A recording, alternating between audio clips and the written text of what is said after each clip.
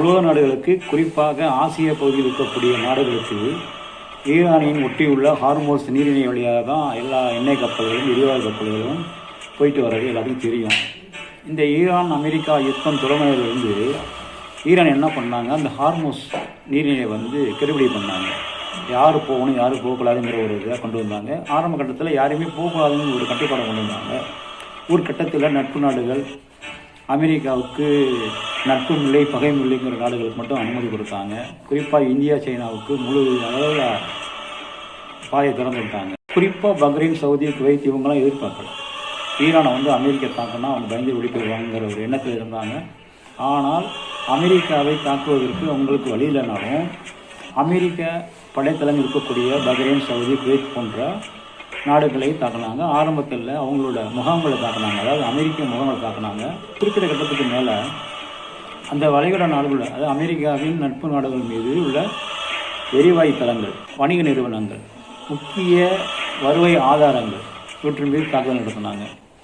இப்போ அவங்க என்ன பண்ணிட்டாங்க, உங்களை நம்பி தான் இடம் கொடுத்தோம், உங்களை நம்பினதுக்கு எங்களுக்கு பெரிய பாதிப்பு ஏற்பட்டுட்டுது, நீங்கள் வேடிக்கை பார்க்குறீங்க, நீங்கள் உங்களுடைய தளத்தை பாதுகாக்கிற மட்டும் குறியாக இருக்கீங்க அப்படின்னு வெளிப்படையாக பேசுகிறாங்க. விளைவாக என்ன பண்ணார் ட்ரம்ப் நேற்று ஈரானுக்கு ஒரு வார்னிங் கொடுத்தார். ஹார்மோஸ் நீரிணையை எங்கள்கிட்ட ஹேண்ட் ஓவர் பண்ணிட்டு இந்த வாரம் ஒதுங்கி ஓடி போயிருங்க, இதோடு விட்டுறேன், இல்லை உங்களுடைய மின் கட்டமைப்பு அணுமின் நிலையங்கள் அடித்து காலி பண்ணணுமா, இனிமேல் மீண்டும் வெளியே வர முடியாது, அந்த அளவுக்கு தாக்கிடும் சொல்லி ஒரு மெட்டல் எடுத்தார்.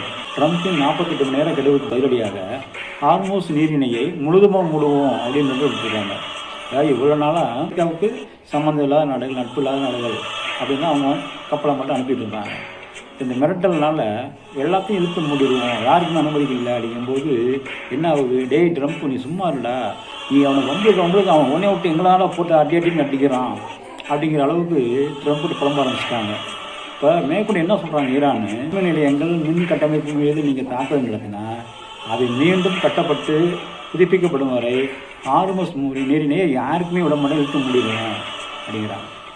இதில் என்ன ஒரு உண்மை இருக்குனாக்கா, உண்மையிலேயே அமெரிக்கனால் ஹார்மோஸ் நீரிணையை கைப்பற்ற முடிஞ்சது நேரம் எப்படியும் பண்ணியிருப்பாங்க, அங்கே செய்ய முடியாது.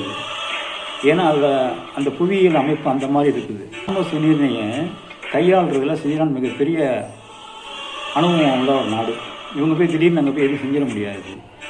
ஏற்கனவே அவங்க கடல் கடியில் நீர் கண்ணிவெடிகளை வச்சுருக்காங்க. அது எப்படி இயக்கணும் என்ன எல்லாமே தெரியுது.